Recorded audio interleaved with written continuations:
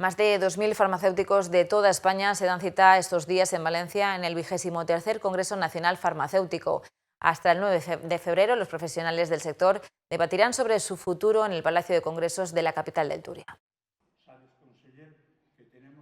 El Palacio de Congresos de Valencia acoge desde este miércoles y hasta el próximo viernes la mayor cita bienal de profesionales de la farmacia bajo el tema Transformando la sanidad con el farmacéutico.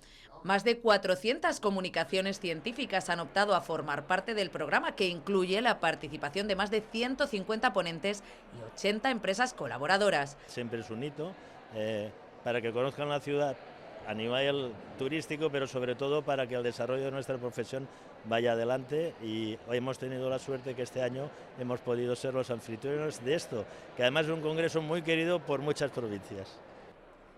El congreso ha arrancado con la inauguración de la exposición histórica Valentia Arts Farmacéutica, que recorre casi 600 años de la historia de la profesión en España.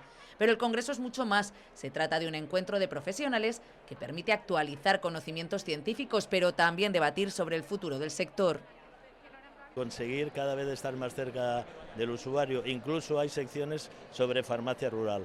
Hay un compañero que dice que el pueblo que pierde una escuela pierde el futuro, pero el que pierde una farmacia pierde el presente. Y es así. Sin farmacia los pueblos no podrían subsistir.